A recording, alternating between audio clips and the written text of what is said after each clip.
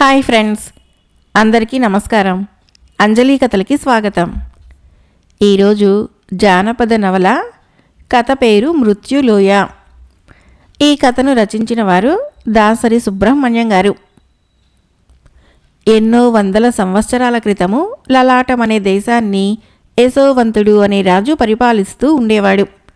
అతడు గొప్ప యోధుడు, పరాక్రమశాలి, వివేకవంతుడు. ఈ కారణం వలన అతడి రాజ్యానికి పొరుగున ఉన్న రాజులు కొందరు బలవంతులైన యశోవంతుడి మీదకు దాడికి వెళ్ళటానికి భయపడేవాళ్ళు. యశోవంతుడికి యశపాలుడు అనే కొడుకు, మంత్రి జయవర్మకు జయకేతుడు అనే కొడుకు ఉండేవారు.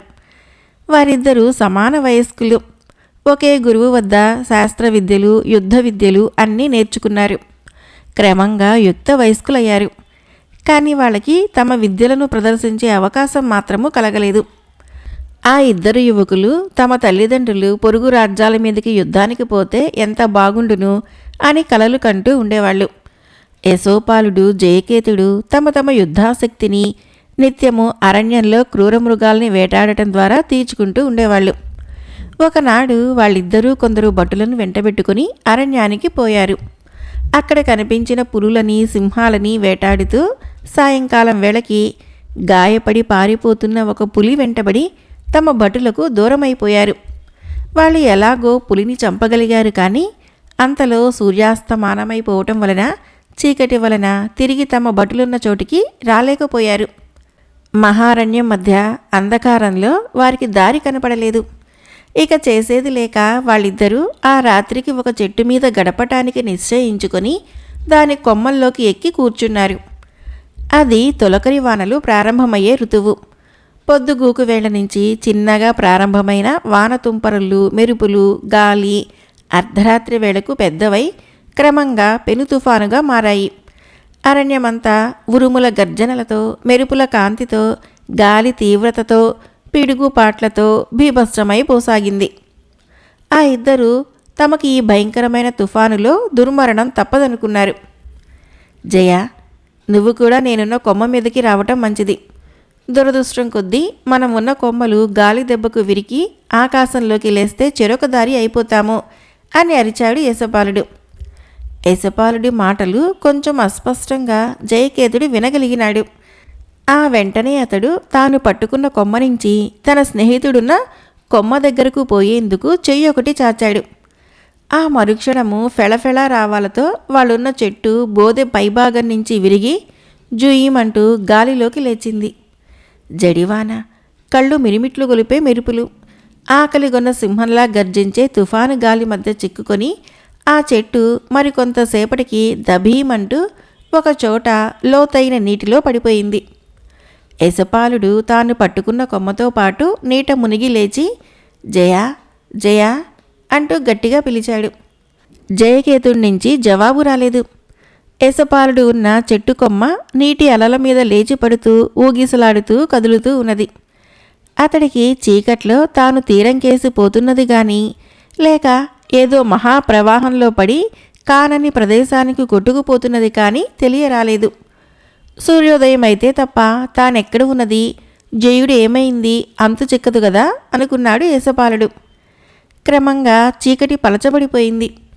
యశపాలుడు పట్టుకొని వేలాడుతున్న చెట్టు కొమ్మ నీటి మధ్య నుంచి తీరాన్ని చేరింది.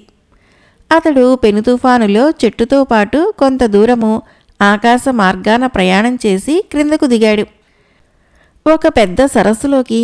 ఆ సరస్సులో అక్కడక్కడ చుట్టూ చిన్న పెద్ద రాతిగుట్టలు, కొండలు ఉన్నాయి.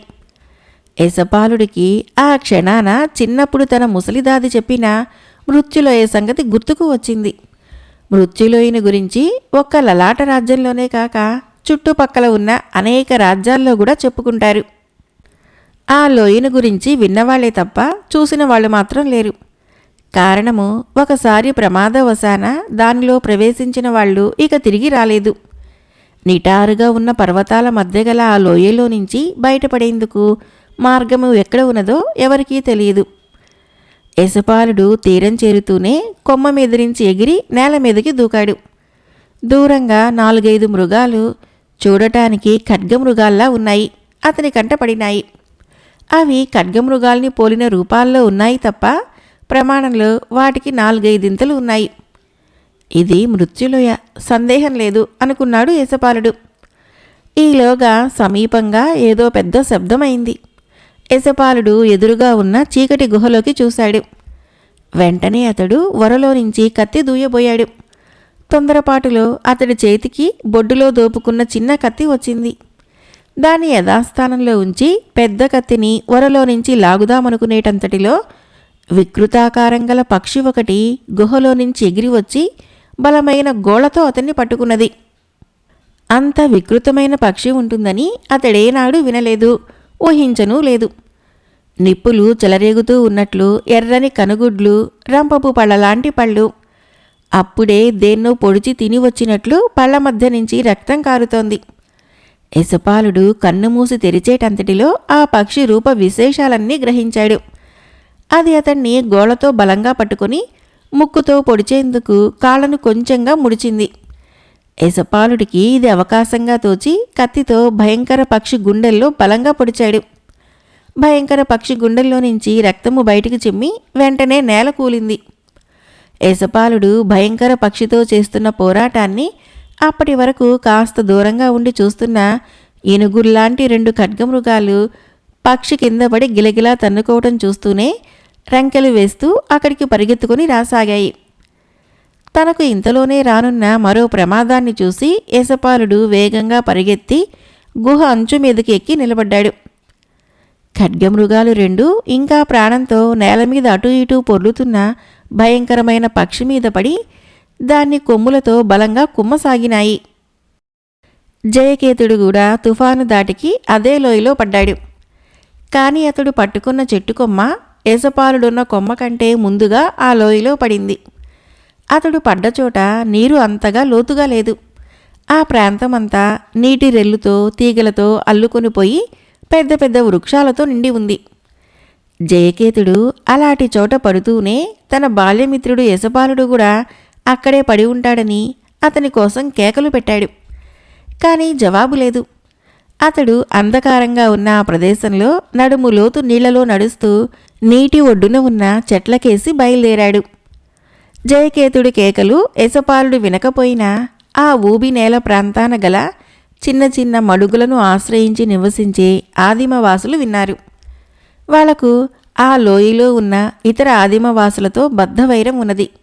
ఆ కారణం చేత కేకలు పెడుతున్నవాడు శత్రుజాతి వాడై ఉంటాడని, చీకటిలో తన మిత్రులను కలుసుకునేందుకు ప్రయత్నిస్తున్నాడని అనుకుని జయకేతుడి కోసము మాటు వేసి అతడు నీటి నుంచి ఒడ్డుకు వస్తూ ఉండగానే అడవి తీగలతో అల్లిన వలను అతడి మీదకి విసిరి పట్టుకున్నారు. హఠాత్తుగా తన మీద వలపడటము, గట్టిగా పట్టుకోండి, వదలకండి అనే అరుపులు, హెచ్చరికలు వినబడటంతో జయకేతుడు బిగ్గరగా, నేను శత్రువును కాను, లలాట దేశపు మంత్రి కొడుకును అన్నాడు. అతను మాటలు ముగించే లోపలే అతన్ని కొందరు ఆదిమవాసులు మొసలిని నీటిలో నుంచి లాగినట్టు ఒడ్డుకు లాగారు. తర్వాత అందరూ కలిసి అతన్ని ఓ చెట్టు క్రింద కూర్చొని నెగడు వేసుకుంటున్న తమ నాయకుడు ముందుకు తీసుకుని వచ్చారు. నాయకుడు జయకేతుడి కేసు చూస్తూనే, వీడి బట్టలు, ముఖ కవళికలు చూస్తుంటే వీడు కొండజాతి వాడుగా లేడు, ఎక్కడ దొరికాడు అని తన అనుచరుల్ని అడిగాడు. దొరా, చీకట్లో సరిగ్గా కనిపించలేదు, కానీ వీడు ఎక్కడ్నించో పక్షిలా చెట్టు కొమ్మ మీద ఎగిరి వచ్చాడని మా అనుమానం అన్నారు జయకేతుడిని పట్టుకున్నవాళ్ళు. వాళ్ళ నాయకుడు తల అడ్డంగా తిప్పుతూ, వీడికి మనలాగా చేతులు తప్ప రెక్కలేం లేవే, పక్షిలా ఎలా ఎగురుతాడు? కొమ్మ ఆధారంగా వచ్చాడంటారా? అలా అయితే వీడు ఆ కొండజాతి వాడే. కొండ మీద ఏ చెట్టు కొమ్మో విరిగి దానితో పాటు నీటపడి ఉంటాడు అన్నాడు. జయకేతుడు నోరు మెదపకుండా ఆ సంభాషణ వింటూ ఆ వింత జాతి వాళ్లను చూస్తూ ఊరుకున్నాడు. తానేదో భయంకర లోకంలోకి వచ్చి పడినట్లు అతడికి తెలుస్తూనే ఉంది. వీళ్ళు మామూలుగా అడవుల్లో నివసించే ఆదిమ జాతుల కంటే కూడా ఇంకా పాతకాలపు వాళ్ళలా అతడికి కనిపించారు. మీ కొండనాయకుడు ఏమంటున్నాడు? మళ్ళీ వచ్చే అమావాస్య చీకట్లో మా మీదకి దాడికి రావాలనుకుంటున్నాడా? లోగడ ప్రాణాలతో పారిపోగలిగాడు. ఈసారి మాత్రము వాణ్ణి పట్టుకొని 2 తలల మడుగు సర్పానికి ఆహారంగా వేస్తాము అన్నాడు నాయకుడు. జయకేతుడు తాను ఎవరైంది తన మిత్రుడైన యశపాలుడితో కలిసి వేటకు వచ్చి ఏ రకంగా తుఫానులో చిక్కుకున్నది అంతా నాయకుడికి చెప్పాడు. అంతా శ్రద్ధగా విన్న మడుగుజాతి నాయకుడు మరొకసారి తల అడ్డంగా తిప్పుతూ, నువ్వు చెప్పేదేమీ నేను నమ్మను. మా మడుగుజాతి వాళ్ళు తప్ప ఈ లోయలో నివసించే మరే జాతివాడు నిజం చెప్పగా నేను వినలేదు అన్నాడు. జయకేతుడు ఇక మాట్లాడి లాభం లేదని ఊరుకున్నాడు. మడుగుజాతి వాళ్ళు తమ నాయకుణ్ణి జయకేతుణ్ణి ఏమి చేయమంటావని అడిగారు. వాణ్ణి బలంగా పట్టుకుని చేతులు వెనక్కి విరిచి కట్టండి. తెల్లవారగానే మడుగు సర్పానికి ఆహారంగా వేద్దాము అన్నాడు నాయకుడు. మడుగు జాతి వాళ్ళు తమ నాయకుడు చెప్పినట్లే చేసి జయకేతుణ్ణి ఒక చెట్టుకు చేర్చి నిలబెట్టారు. అతడు తనకు చావు తప్పదనుకుని తన మిత్రుడు కూడా మరో జాతి దుర్మార్గులకు దొరికి ఉండడు గదా అనుకుంటూ మగతగా కాస్త కన్ను మూశాడు. ఎవరో వెన్ను మీద ఈటెకర్రతో చరిచినట్లయి జయకేతుడు చప్పున కళ్ళు తెరిచాడు. ఎదురుగా మడుగుజాతి వాళ్ళ నాయకుడు, అతడి పక్కన ఈటెలు పట్టుకున్న 3 మడుగుజాతి వాళ్ళు అతనికి కనిపించారు. మడుగుజాతి నాయకుడు జయకేతుడి కేసి చూస్తూ చిరునవ్వు నవ్వి, 2 తలల మడుగు సర్పము కొండజాతివాడి మాంసం రుచి చూసి చాలా కాలమైంది అని తన అనుచరులతో, ఆలస్యం ఎందుకు, తీసుకొని పోయి సర్పానికి వేయండి అన్నాడు. మడుగుజాతి వాళ్లలో ఒకడు జయకేతుడి భుజం పట్టుకుని గుంజి అతన్ని నిలబెట్టారు. తర్వాత ఆ జాతి వాళ్లలో ఒకడు ముందు, తర్వాత జయకేతుడు వెనకగా 2 మడుగుజాతి వాళ్ళు మడుగుకేసి బయలుదేరారు. భయంకర పక్షిని చంపిన తర్వాత యశపాలుడు దాని దేహాన్ని ఖడ్గమృగాలకి వదిలి కొండ గుహ నుంచి దిగి ఎగుడు దిగుడు రాళ్ల మీదుగా చాలా దూరం నడిచి కొండ అంచున ఉన్న గుబురు చెట్ల ప్రాంతానికి చేరాడు. అతడు ఆ చెట్ల క్రింద కొంచెంసేపు విశ్రాంతి తీసుకుందామని గుబురు చెట్ల ప్రాంతాన్ని చేరాడు. అతడు ఆ చెట్ల క్రింద కొంచెంసేపు విశ్రాంతి తీసుకుందామని కూర్చోబోయేటంతటిలో పక్కనున్న నీటి మడుగు ప్రాంతాన్నించి ఎవరో నడుస్తున్న శబ్దము, మాటలాడుతున్న మాటలు వినిపించినాయి. నిన్ను మడుగు సర్పానికి ఆహారంగా వేసే ముందు చేతికట్లు విప్పాలి, ఆగు అన్నదొక కంఠం. విప్పటం మంచిది కాదు, పారిపోతాడేమో అన్నది మరొక కంఠం. యశపాలుడు ఆ మాటలు వింటూనే చెట్ల చాటున నక్కుతూ మడుగు దగ్గరికి వచ్చాడు. అక్కడ కనపడిన దృశ్యం చూస్తూనే అతనికి గుండె ఆగినంత పనైంది. జయకేతుడు ఆదిమవాసుల్లో ఒకణ్ణి కాలితో గట్టిగా తన్నాడు. వాడు దబీమంటూ క్రిందబడి చప్పున లేచాడు. తర్వాత 3 ఆదిమవాసులు జయకేతుడి మీదకి ఈటెలు ఊపుతూ అతన్ని నీటి మడుగుకేసి నెట్టసాగారు. యశపాలుడు కత్తి దూసి చెట్ల చాటు నుంచి భయంకరంగా అరుస్తూ మడుగు ముందుకు దూకాడు. అదే సమయంలో 2 తలల మహాసర్పము మడుగులో నుంచి బయటికి వచ్చింది. దానికి అందుబాటులో ఉన్న యశపాలుడు కనిపించాడు. వెంటనే అది అతడికేసి తన తలల్లో ఒకదాన్ని ముందుకు చాచింది. యశపాలుడు ధైర్యంగా ఉన్న చోటనే నిలబడి కత్తి దాని తల మీదకు విసిరాడు. కత్తి బలంగా తగిలేసరికి మడుగు సర్పం తలల్లో ఒక తల వేలాడబడిపోయింది. దాని జన్మలో అలాంటి కత్తి దెబ్బ ఇదివరకు ఎన్నడూ తిని ఉండదు. యశపాలుడు దాని 2వ తలను కూడా నరికేందుకని అడుగు ముందుకు వేసి కత్తి గురి చేయబోయాడు. మడుగు సర్పము వెంటనే పెద్దగా బుసకొట్టి కొంతసేపు మడుగు నీటిని అల్లకల్లోలం చేసి ఆ తర్వాత నీటిలో మునిగిపోయింది. యశపాలుడు వెనక్కు తిరిగి జయకేతుడి చేతికట్లను గబగబా విప్పసాగాడు. అప్పటి వరకు జరిగిందంతా స్థాణువుల్లా నిలబడి చూస్తున్న మడుగు మనుషులు 3 ఈటెలు పైకెత్తి, ఆగండి, కదిలారో ఒళ్లంతా తూట్లు పడతాయి అని అరిచారు. ఆ మాటలు యశపాలుడికి చాలా కోపాన్ని తెప్పించినాయి. అతడు తన మిత్రుడి చేతికట్ల ఆఖరి ముడిని విప్పి ఆదివాసులకేసి తిరిగి, ఇక మీ దారిన మీరు పొండి, మా దారిన మేం పోతాము. గొడవ చేశారో మీ 3 నా కత్తికి బలి చేస్తాను అన్నాడు. ఆ మాటలు వింటూనే ఆదివాసుల్లో ఒకడు తలపైకెత్తి కో అంటూ పెద్దగా చెవులు చిల్లులు పడేలా కూత వేశాడు. అది తమ నాయకుడికి అనుచరులకి సహాయంగా రమ్మని చేస్తున్న హెచ్చరిక అని యశపాలుడు జయకేతుడు గ్రహించారు. ఏసా, నువ్వు తొందరపడకు. ఈ 3 చంపినా మనం ఈ లోయలో నుంచి బయటపడలేము. ఈ ఆదివాసులకు చాలా బలగం ఉంది. ఈ మడుగు సమీపానే వీరి నివాసం. వీళ్ళ నాయకుడితో మాట్లాడి ఇక్కడి నుంచి బయటపడే మార్గము ఆలోచిద్దాము అన్నాడు జయకేతుడు. యశపాలుడు అలా అనగానే మడుగు నాయకుడు కోపంతో ఊగిపోతూ, నువ్వు మడుగులో ఉండే మహాసర్పాన్ని చంపి మాకు సాయం చేశావా? ఆ సర్పం అక్కడ ఉండబట్టే రాత్రి వేళల్లో మా మీదికి దొంగదాడి రావటానికి కొండజాతి మనుషులు భయపడుతున్నారు. కానీ నువ్వు దాన్ని చంపి మా శత్రువులకు సహాయం చేసిన వాడివయ్యావు. రేపీ పాటికి ఆ సర్పం మడుగులో నుంచి ప్రాణాలతో తల ఎత్తిందా సరే, లేకపోతే మీ ఇద్దరినీ ఈటెలకు గుచ్చి చెట్టు కొమ్మలకు వేలాడదీస్తాము అన్నాడు. యశపాలుడు మౌనంగా జయకేతుడి కేసి చూస్తూ కత్తిపిడి మీద చేయి వేశాడు. ఆ సూచన గ్రహించిన జయకేతుడు, ఏసా కొంచెం నిదానించు. ఈ మడుగు నాయకుడు చెప్పిందాన్ని బట్టి మనకింకా ఒకరోజు ఆయుష్ ఉన్నది. ఈ ఒక్కరోజులో మనకు చావు తప్పేందుకు ఏమైనా జరగవచ్చు అన్నాడు. తన మిత్రుడి సలహా యశపాలుడికి నచ్చింది. అంతమంది మడుగుజాతి వాళ్లను తామిద్దరూ చంపి పారిపోగలగటము సాధ్యమయ్యే పని కాదని అతడు గ్రహించాడు. వీలైనంత వరకు వాళ్లతో మంచిగా ఉన్నట్లు నటిస్తూనే పారిపోయే ప్రయత్నం చేయాలి. ఆ తర్వాత మడుగుజాతి వాళ్ళు వాళ్ళిద్దరినీ వెంటబెట్టుకుని తాము నివసించే స్థావరానికి తీసుకుని పోయారు. ఆ పగలు వాళ్ళిద్దరికీ తృప్తిగా తిండి పెట్టారు. కానీ చీకటి పడుతూనే ఇద్దరినీ చేతులు వెనక బిగించి కట్టి ఒక చెట్టు క్రింద పడుకోమన్నారు. మడుగు మనుషులు కూడా వాళ్ళకి దగ్గరలోనే పడుకున్నారు. వాళ్ళున్న చోటు ఒక మడుగుకు ఆనుకొని ఉన్నది. ఆ మడుగు మరేమంత లోతైనది మాత్రం కాదు, కానీ చాలా పెద్దది. దాన్ని కలుపుతూ చూపు ఆనినంత దూరంలో ఇంకా చాలా చిన్న పెద్ద మడుగులున్నాయి. వాటిల్లో ఉన్న మెరక ప్రదేశాల్లో పెద్ద పెద్ద వృక్షాలు, గుబురుగా నీటి రెల్లు పెరిగి ఉన్నాయి.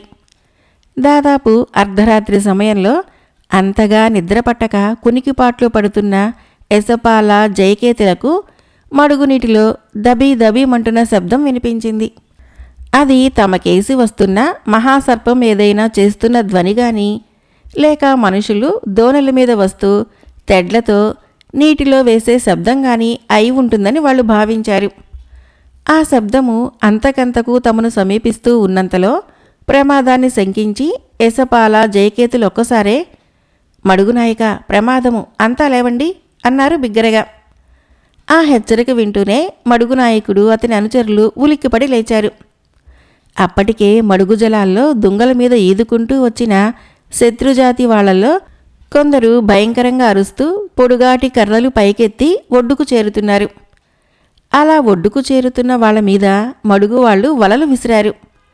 మడుగు నాయకుడు భయంకరంగా అరుస్తూ, ఒక్క కొండజాతివాడి కూడా ప్రాణాలతో పారిపోకూడదు, వలలో దొరకని వాళ్లను ఈటెలతో పడవండి అని హెచ్చరించసాగాడు.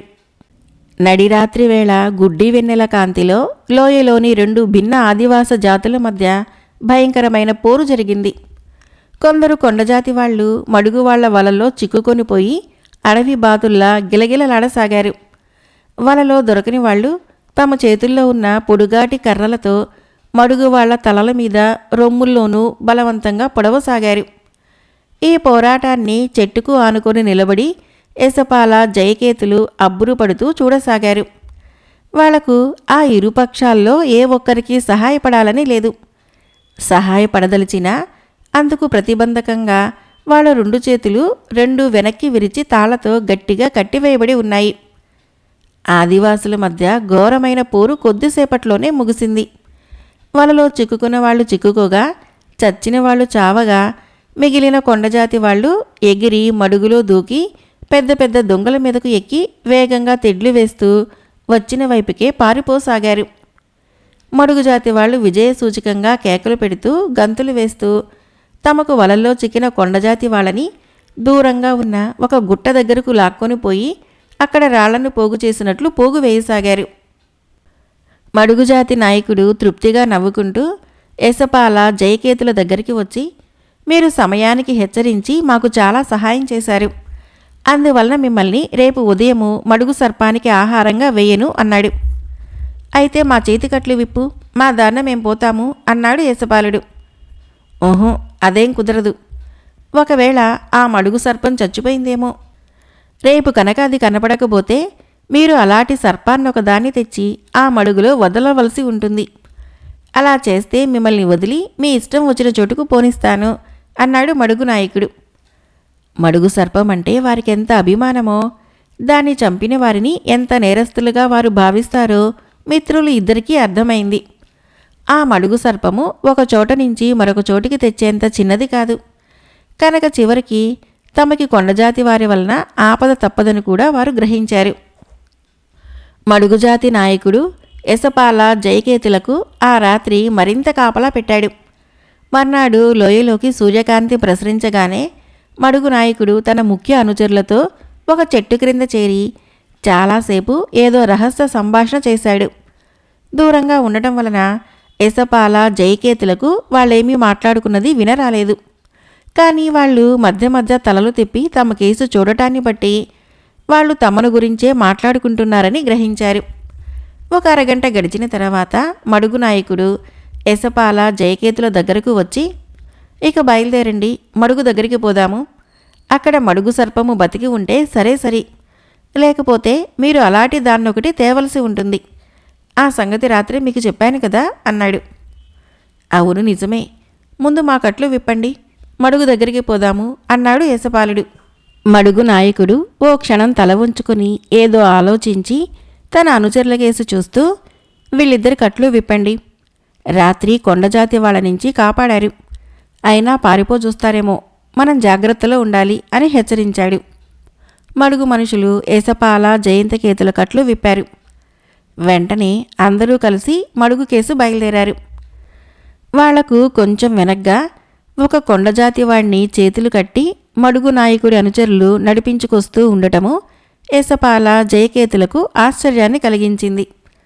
అయినా ఆ విషయం గురించి వాళ్ళు మడుగు నాయకుడిని ప్రశ్నించలేదు. అందరూ మడుగు దగ్గరికి చేరేసరికి మడుగులోని నీరు ఎలాంటి చలనమూ లేకుండా ప్రశాంతంగా ఉంది. మడుగు నాయకుడు నీటికేసి కొద్దిసేపు కన్నార్పకుండా చూసి, నేననుకున్నదంతా అయింది, మహాసర్పము చనిపోయింది. ఇక కొండజాతి వాళ్ళు రాత్రి వేళల్లోనే కాకుండా పగటి సమయాల్లో కూడా మన మీదకి దాడి చేసేందుకు ప్రయత్నిస్తారు. ఈ చిక్కుకంతకు కారణం వీళ్ళు అంటూ చేతిలో ఉన్న ఈటెను యశపాల జయకేతులకేసి గురి చేశాడు. మడుగునాయక, నువ్వు మాట తప్పుతున్నావు. మరో మహాసర్పాన్ని తెచ్చి ఈ మడుగులో వదలలేనప్పుడు కదా నువ్వు మమ్మల్ని శిక్షించవలసింది. పైగా మేము పిరికి పందలం కాదు. నువ్వు తొందరపడి హాని తలపెట్టావో ముందు నీకు చావు తప్పదు అంటూ యశపాలుడు మడుగు నాయకుడి ఈటపోటికి తగలనంత దూరము చప్పున వెనక్కిపోయి కత్తి దూశాడు. జయకేతుడు కూడా తన మిత్రుడితో పాటు వెనక్కిపోయి నిలబడ్డాడు. మడుగు నాయకుడు త్రుటికాలం ఏదో ఆలోచించి పెదాల మీద లేని నవ్వును కనబరుస్తూ, ఆహా, మీరు సాహసంలో మా అందరినీ మించిన వాళ్ళు. నా మాటలకి అనవసరంగా కోపం తెచ్చుకోకండి. ఇంతకాలంగా మాకు రక్షణగా ఉన్న మడుగు సర్పము చచ్చిపోయింది. మరో దాన్ని తెచ్చి ఇక్కడ వదిలి మీ దారిన మీరు పొండి అన్నాడు. మడుగు సర్పం చచ్చిపోయిందని ఎలా చెప్పటము? అది నీటిలో మునిగి ఉండవచ్చును కదా. చచ్చిపోవటం జరిగితే దాని శవము నీటి మీద తేలలేదేంటి అన్నాడు జయకేతుడు. మడుగు నాయకుడు తల అటు ఇటు ఆడించి, నీటిలో మునిగి ఉన్నదనేందుకు రుజువేమిటి? ఏ ముసళ్ళు దాని శరీరాన్ని తిని ఉండకూడదా అని అడిగాడు. ఈ సంశయాలన్నీ ఎందుకు? మడుగులో అక్కడక్కడ తగిలేలా బాణాల్ని వదులుతాను. సర్పం బతికి ఉంటే నీటిపైకి వచ్చి తీరుతుంది అంటూ యశపాలుడు విల్లంబులు పైకెత్తాడు. మడుగు నాయకుడు అతన్ని ఆగమని సైగ చేశాడు. సర్పము ఒకవేళ బతికి ఉంటే నీ బాణం దెబ్బకు చచ్చి తీరుతుంది. అసలే లోగడ నీ కత్తి దెబ్బకు దాని తల ఒకటి తెగిపోయింది కదా. అది బతికి ఉన్నదో లేదో తెలుసుకునేందుకు సులువైన మార్గం ఒకటి ఉన్నది. అందుకు అవసరమైన వస్తువును వెంట తీసుకునే ఇక్కడికి వచ్చాము అన్నాడు. మడుగు నాయకుడు అలా అనగానే అతడి అనుచరులు వెంట తెచ్చిన కొండజాతి వాణ్ణి మడుగుకేసి లాక్కుపోసాగారు. వాడు గింజుకుంటూ కేకలు ప్రారంభించాడు. నాయకుడు కళ్ళర్ర చేసి వాడి ముందుకు పోయి, వీడి కాళ్ళు కూడా కట్టివేయండి అన్నాడు కోపంగా. ఆ కొండజాతి వాడి కేకలు, భీతి చెందిన ముఖము చూస్తుంటే యశపాల జయకేతులకు వాడి మీద ఎక్కడలేని జాలి కలిగింది. వాళ్ళు మడుగుజాతి వాళ్ళకేసి పరిగెత్తుతూ ఆగండి అంటూ హెచ్చరించారు. కానీ ఈ లోపలే వాళ్ళు నలుగురూ కలిసి కొండజాతి వాడిని పైకెత్తి మడుగులోకి విసిరేశారు. మడుగు నీటిలో కొండజాతివాడు దబీమంటూ పడిన మరుక్షణము మడుగు మధ్యన చిన్న అల్లకల్లోలం లాంటిది ప్రారంభమైంది. నీరు చాలా ఎత్తున లేచింది. ఆ వెంటనే మహాసర్పము నీటిపైకి వచ్చింది. కానీ ఇప్పుడు దానికి 2 తలలు ఉన్నాయి, కానీ అందులో ఒకటి నిర్జీవంగా పక్కకు వాలి వేలాడుతూ ఉన్నది. అది నీటపడిన కొండజాతి వాడి కేసి కదిలింది. అయినా ఆ సర్పంలో లోగడ ఉన్నంత జీవం కానీ వేగం కానీ లేదు. అది చిన్నగా బుసకొడుతూ బయలుదేరి అంతలోనే పక్కకు పడిపోయి నీటి మీద తన్నుకోసాగింది. మహాసర్పము మరణిస్తున్నది, ఇవి దానికి ఆఖరి గడియలు అంటూ జాలిగా మూలిగాడు మడుగు నాయకుడు. దాన్ని అలాగే చావనియ్యి, పాపం కొండజాతివాడు ప్రాణగండ నుంచి బయటపడ్డాడు అన్నాడు యశపాలుడు మడుగు అంచుకు పరిగెత్తుతూ. కొండజాతివాడు కాళ్లతో చేతులతో నీటిని లేవగొడుతూ భయంతో అరుస్తూ ఒడ్డుకు వచ్చేందుకు ప్రయత్నిస్తున్నాడు. వాడి చేతిని బిగించి ఉన్న కట్లు ప్రతిబంధకంగా ఉన్నాయి. యశపాలుడు గబగబా నీటిలోకి పోయి కొండజాతి వాడిని పట్టుకుని ఒడ్డుకు ఈడ్చుకుని వచ్చాడు. మహాసర్పము ఇంకా నీటి మీద గిలగిలా తన్నుకుంటూ మడుగును అల్లకల్లోల పరుస్తున్నది. ఒక తల తెగిపోవటంతో దానికి వాయువు కమ్మింది, ఇక బతికే ఆశలేదు అన్నాడు మడుగు నాయకుడు కళ్ళల్లో నీళ్లు పెట్టుకుంటూ. ఆ మడుగు సర్పము మడుగు జాతి వాళ్లకు ఇంతకాలంగా ఒక రకంగా రక్షణ ఇస్తున్నదని తెలిసిన యశపాల జయకేతులు మడుగు నాయకుడికి సానుభూతి కనపరుస్తూ, అట్టే విచారించకు, మేం తప్పకుండా నీకు మరొక సర్పాన్నో, అది సాధ్యం కాకపోతే అదే జాతి పిల్ల సర్పాన్నో తెచ్చి ఇస్తాము అన్నారు. పిల్ల సర్పమైనా అదే జాతిదైతే పర్వాలేదు. కొండజాతి వాళ్ళని ఆహారంగా తినదంటే నెల రోజుల్లో అది మహాసర్పంగా పెరుగుతుంది. రాత్రి దొరికిన కొండజాతి వాళ్ళు దానికి 4-5 నెలల పాటు తిండిగా సరిపోతారు అన్నాడు మడుగు నాయకుడు. మృత్యులోయలో మనుషుల ప్రాణాలకున్న విలువ ఎంత స్వల్పమో యశపాల జయకేతులకు ఆ మాటలతో బాగా అర్థమైపోయింది. వీలైతే తమను కూడా ఇంత తేలిగ్గాను ఈ మడుగు వాళ్ళు ఏ క్రూర మృగానికో ఆహారంగా వేయగలరన్న నమ్మకం కూడా వాళ్ళకి కలిగింది. కనుక వెంటనే అక్కడి నుంచి తప్పుకునే ఉపాయం గురించి వాళ్ళిద్దరూ యోచిస్తూ ఉండగా మడుగు నాయకుడు వారికి సమీపంగా వచ్చి, మా సర్పం మాటేమిటి అని అడిగాడు. ఈ సర్పాలుండే ప్రాంతమేదో చెప్పి మా వెంట నీ మనుషుల్ని పంపించు, సర్పాన్ని పట్టి అప్పగిస్తాము అన్నాడు యశపాలుడు. వెంటనే మడుగు నాయకుడు తన అనుచరులను పంపి 2 చిన్న దోణెలు తెప్పించాడు. అవి పెద్ద పెద్ద దొంగల్ని కలిపి కట్టి తయారు చేసినవి. ఒక దోణె మీద మడుగువాళ్ళు, రెండవ దాని మీద యశపాల జయకేతులకు తోడుగా ఒక మడుగువాడు ఎక్కారు. వాళ్ళు తమ వెంట తెచ్చిన పొడుగాటి కర్రలతో దోణెలను తోసుకుంటూ మడుగు ప్రాంతాలకు బయలుదేరారు. ఆ ప్రదేశమంతా అంతగా లోతులేని మడుగులతో, వాటి మధ్య చిన్న చిన్న దిబ్బల మీద ఎత్తుగా పెరిగిన రెల్లు పొదలతో, చెట్లతో, రకరకాల పక్షులతో భీకరంగా ఉన్నది. ఒకచోట ముందుకు పోతున్న యశపాల జయకేతుల దోణెను రెల్లు పొదల చాటు నుంచి 2 పెద్ద పెద్ద ముసళ్ళు హఠాత్తుగా బయటికి వచ్చి అటకాయించినాయి. ముసళ్లలో ఒకదాని తల మీద యశపాలుడు కత్తితో బలంగా కొట్టాడు. నోరు తెరిచి ముందుకు వస్తున్న రెండవ దాని గొంతులో గుచ్చుకునేలా జయకేతుడు బాణం వదిలాడు. ఆ దెబ్బలు తింటూనే ముసళ్ళు 2 నీట మునిగి కనపడకుండా పోయినాయి. ఆ మహాసర్పాలుండే చోటు ఇంకా ఎంత దూరం ఉంది? అక్కడికి చేరే లోపలే మనం ముసళ్ళ పట్లలో జీర్ణమైపోయేలా ఉన్నాము అన్నాడు యశపాలుడు. అయ్యా, ఆ చోటు దగ్గరికి వచ్చేశాము. ఆ కనపడే ఊడలు దిగిన చెట్ల చాటున నిలబడి చూస్తే ఆ సర్పాలు కనపడే అవకాశం ఉంది అన్నాడు ఒక మడుగువాడు. యశపాల జయకేతులు ఉత్సాహపడ్డారు.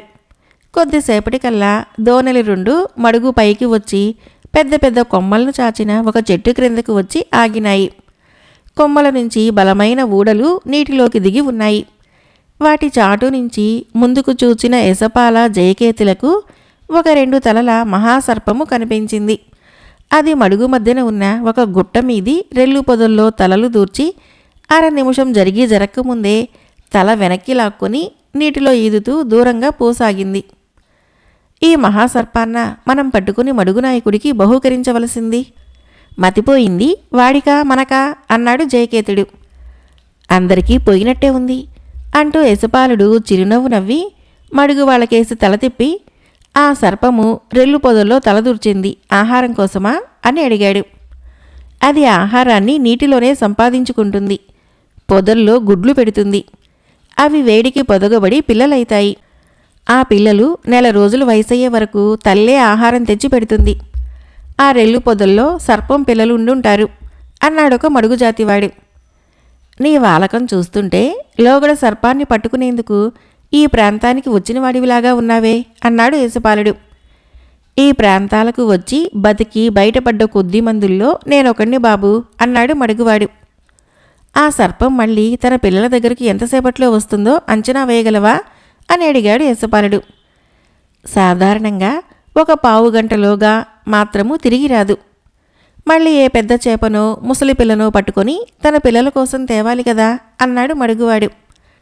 అలా అయితే త్వరగా దోణెలను ఆ రెల్లు పొదల దగ్గరకు నడపండి అని ఆజ్ఞాపించాడు యేసుపాలుడు. దోణెలు తిరిగి బయలుదేరేటంతటిలో మహావృక్షం వైపు నుంచి ఉరుములాంటి ధ్వని వచ్చింది. ఆ ధ్వని వింటూనే జయకేతుడు తిరిగి చూసి చెట్టు ఊడలు పట్టుకుని ఒక్క ఎగున్న పైకి పోతూ, ఏసా రాక్షస మృగం చెట్టెక్కు అంటూ అరిచాడు. ఆ హెచ్చరిక వింటూనే యశపాలుడు కూడా ఊడలు పట్టుకొని చెట్టు కొమ్మల మీదకి పాకసాగాడు. అంతలో 15-20 అడుగుల ఎత్తున్న నల్లటి జంతువు ఒకటి మనిషిలా 2 కాళ్ల మీద నడుస్తూ తలపైకెత్తి బీతిగొన్న దానిలా అరుస్తూ మడుగులోకి దూకింది. దానికి లావుగా గుండ్రంగా ఉన్న పెద్ద తోక ఉన్నది. ఆ రాక్షస మృగము నీట దూకుతూనే దోణెలను తన పొట్టి చేతులతో ఎత్తి దూరంగా విసిరింది. మడుగుజాతి వాళ్ళు కీచుమని అరుస్తూ అంత ఎత్తుకుపోయి ధబీమంటూ నీటపడ్డారు. ఈ లోపల చెట్ల కొమ్మల మీదుగా పోయిన యశపాలుడు నేల మీదకి దిగాడు. ఇంకా కొమ్మల మీద ఉన్న జయకేతుడు పెద్ద కంఠంతో, ఎసా ఈ క్రూర మృగము తనకన్నా భయంకరమైన మరేదో మృగాన్ని చూసి భయపడి పారిపోయి వచ్చి మడుగులోకి దూకినట్లుంది. జాగ్రత్త, కొంతసేపు ఈ చెట్టు మీద ఉండటమే క్షేమమేనేమో అన్నాడు.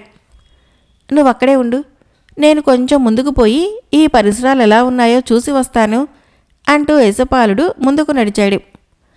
అతడు కొద్ది దూరం పోయాడో లేదో హఠాత్తుగా అతడికి చెట్ల చాటు నుంచి శిథిలమైన కోటలాంటిదొకటి కనిపించింది. ఈ మృత్యులోయలో కోటలు కందకాలు ఏమిటి అనుకుంటూ యశపాలుడు ఆలోచిస్తున్నంతలో ఎదురుగా ఉన్న పొదల వెనక నుంచి భయంకర ఆకారం గల రాక్షసుడొకడు లేచి నిలబడ్డాడు.